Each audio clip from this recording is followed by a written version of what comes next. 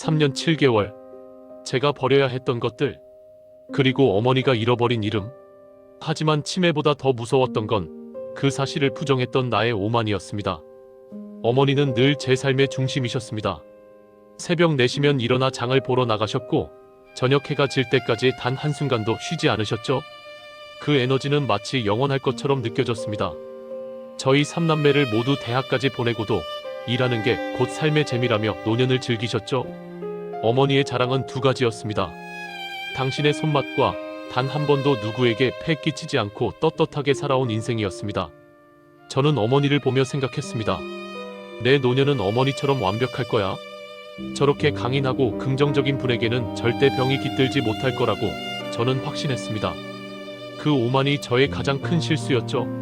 제 세상이 흑백으로 물들기 시작했다는 것을 그때는 전혀 알지 못했습니다. 균열은 아주 사소한 곳에서 시작되었습니다. 제 사업이 조금씩 자리를 잡아가던 5년 전, 어머니는 당신의 자랑이던 손맛에 실수를 하시기 시작했습니다. 어느 날 어머니께서 끓여주신 된장찌개는 너무나 달콤했습니다. 어머니, 이거 왜 이렇게 달아요? 어머니는 제 표정을 살피시더니 갑자기 크게 화를 내셨습니다. 내가 입맛이 변한 거지. 내가 뭘 잘못했겠어? 저는 그저 나이가 드셔서 그러려니 했습니다. 하지만 며칠 후 냉장고 구석에서 된장통 안에 가득 찬 하얀 설탕을 발견했습니다. 된장 대신 설탕을 넣은 것이었죠. 그리고 어머니는 그 일을 완벽하게 잊으셨습니다. 그 후로 잃어버림은 일상이 되었습니다. 열쇠, 지갑, 그리고 가장 익숙했던 동네 길까지. 한 번은 제가 중요한 미팅을 앞두고 어머니께 전화를 드렸는데 여기가 어딘지 모르겠다. 무서워? 어머니의 목소리가 떨리고 있었습니다. 하지만 저는 당장 달려갈 수 없었습니다. 제 사업이 걸린 중요한 계약이었으니까요. 저는 어머니께 택시를 잡아 타고 집으로 오라고 다급하게 소리쳤습니다. 그리고 전화를 끊고 거울 속 제 얼굴을 보았습니다. 초조함과 짜증으로 가득 찬 제 얼굴.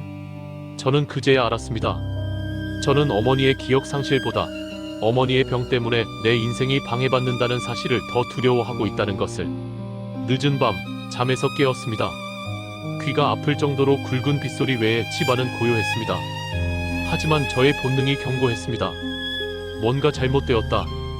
옆자리의 아내를 깨우지 않으려 조심스레 거실로 나왔을 때 제 심장은 얼어붙었습니다. 현관문이 덜컥 열려 있었습니다. 어머니의 방은 비어 있었습니다. 창밖은 폭우가 쏟아지고 있었습니다. 저는 절규했습니다. 어머니. 아내가 잠에서 깨 달려 나왔습니다. 여보, 왜 그래요? 어머니가. 없어. 정신없이 뛰었습니다.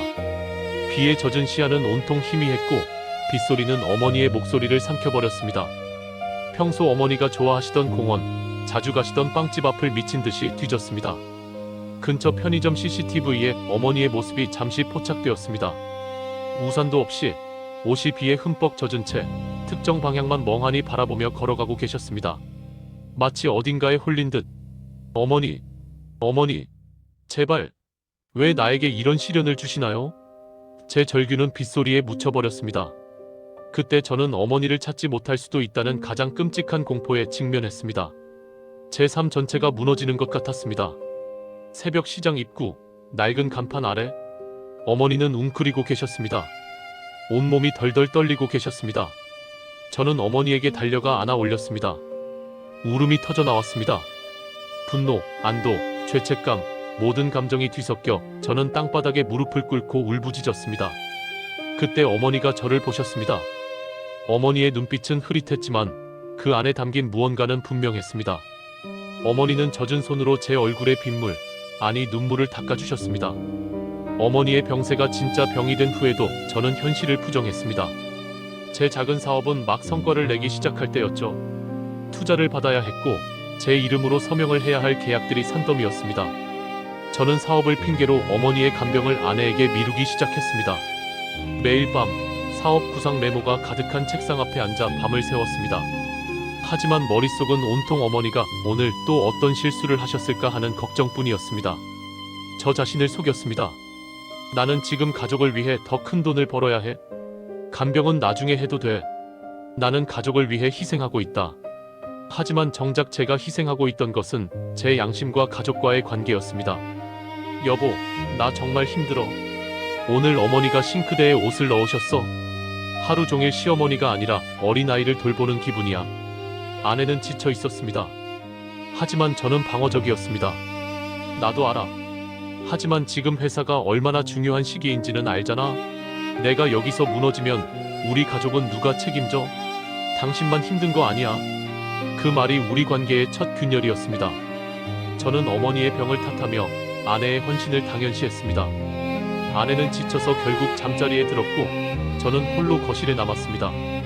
텅 빈 소파, 멈춘 시계, 세상에 나 혼자 남겨진 것 같은 고독감이 저를 짓눌렀습니다. 간병과 사업을 동시에 잡으려던 저의 시도는 실패했습니다. 중요한 계약을 앞두고 어머니가 병원에서 갑자기 쓰러지셨고 저는 계약을 포기하고 병원으로 달려가야 했습니다. 제 사업은 그렇게 허무하게 끝이 났습니다. 사업을 정리하던 날 저는 바닷가에 서서 텅 빈 수평선만 바라봤습니다. 제가 놓친 것이 단순히 돈이나 사업이 아니라는 것을 깨닫기까지는 시간이 더 필요했습니다. 그때 저는 그저 모든 것을 잃었다는 좌절감에 빠져 있었습니다. 간병은 외로운 싸움이었습니다. 아내는 저를 이해하지만 그 고독을 함께 나눌 수는 없었습니다. 저는 친구들에게도 형제들에게도 연락을 끊었습니다. 나의 불행을 보여주기 싫었습니다. 매일 밤 술에 의존했습니다. 소주 한 잔이 간절했습니다. 간병은 영혼을 갉아먹는 전쟁이었습니다. 저는 어머니의 병을 원망하는 것을 멈출 수 없었습니다. 왜 하필 나에게, 왜 하필 어머니에게? 치매는 어머니의 기억 상실이 아니라 나의 성장통이었음을 저는 비로소 진정한 아들이자 어른이 되어가고 있었습니다. 그날 이후 저는 돌봄의 방식을 완전히 바꿨습니다. 기억하지 못해도 마음은 연결된다. 어머니의 틀린 말에 짜증내는 대신 어머니의 세상에 맞춰 재미있는 이야기를 만들어 주었습니다. 어머니의 작은 미소, 콧노래 한 소절이 저의 가장 큰 기쁨이 되었습니다. 저는 어머니의 기억을 되찾으려 애쓰는 대신 어머니와의 새로운 기억을 만들어가기 시작했습니다.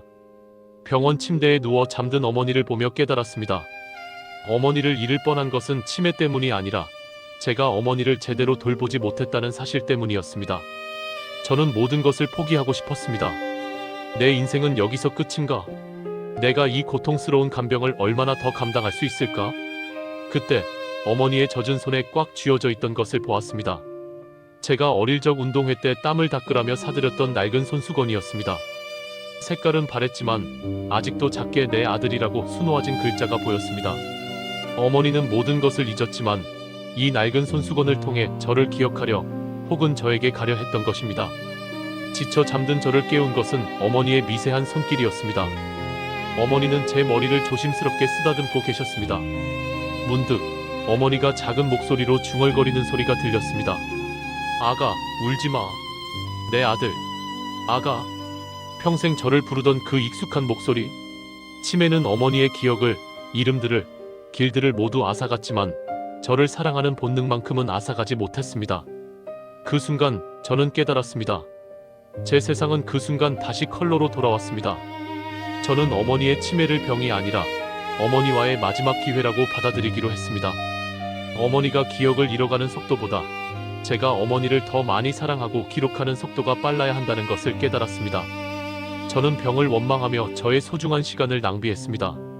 어머니는 저에게 마지막까지 사랑과 헌신이라는 가장 위대한 가르침을 주고 계셨는데 말입니다. 어머니의 병이 우리 부부를 갈라놓았지만 다시 어머니를 통해 하나가 되었습니다. 아내는 저에게 말했습니다. 여보, 나도 어머니의 병을 탓했던 것 같아. 당신이 힘든 만큼 나도 어머니의 병을 무서워했어. 아내는 어머니에게 편지를 썼습니다. 어머니, 저 며느리예요. 제가 어머니의 딸이 되어드릴게요. 어머니는 글을 읽지 못하셨지만 아내가 눈물을 글썽이며 편지를 읽어주는 내내 어머니의 눈은 촉촉하게 젖어 있었습니다. 사랑은 기억을 넘어 감정으로 통한다는 것을 깨달았습니다. 간병은 더 이상 저 혼자의 짐이 아니었습니다. 온 가족이 어머니를 둘러싸고 어머니의 어린 시절 노래를 함께 불렀습니다. 제 자녀들은 할머니에게 그림책을 읽어주었습니다. 치매는 우리 가족에게 사랑하는 법을 다시 배우는 시간을 선물해 주었습니다. 어머니는 모든 것을 잊으셨지만 단 한 가지 잊지 못하는 것이 있었습니다. 바로 제가 아주 어릴 때 불러주셨던 자장가였습니다. 저는 어머니와 함께 그 노래를 반복해서 불렀습니다. 신기하게도 노래를 부르는 동안만큼은 어머니의 눈빛이 맑아지셨습니다. 저는 애니메이션을 만들 듯 어머니의 잃어버린 기억들을 구연동화로 만들어 들려드렸습니다. 어머니가 가장 행복했던 10대 시절, 아버지와 처음 만났던 20대 시절, 그 이야기에 어머니는 고개를 끄덕이셨습니다. 저는 어머니의 치매가 저에게 준 가장 큰 선물은 느림의 미학이었다는 것을 깨달았습니다. 저는 다시 사업을 시작할 수 있었지만 지금은 모든 것을 느리게 진행합니다.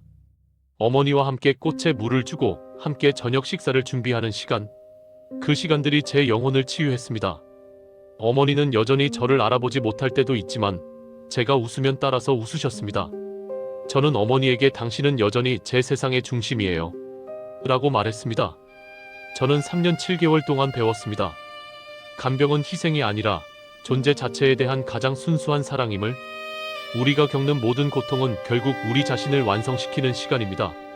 만약 당신이 지금 힘든 시간을 보내고 있다면 기억하십시오. 당신의 존재 자체가 가장 큰 치료입니다.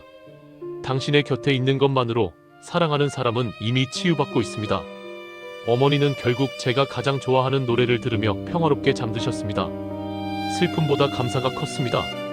저는 후회하지 않았습니다. 마지막 순간까지 사랑을 나눴기에, 어머니의 마지막 기억이 저와의 행복이었음을 알기에 저는 이제 웃을 수 있습니다. 당신이 사랑하는 사람과의 가장 소중했던 순간은 언제였나요? 지금 당신의 가족에게 가장 필요한 기다림의 시간은 무엇인가요? 아래 댓글로 당신의 이야기를 나눠주세요. 저와 같은 길을 걷고 있는 모든 보호자들을 응원합니다. 이 영상이 당신에게 작은 위로와 힘이 되기를 바랍니다. 감사합니다.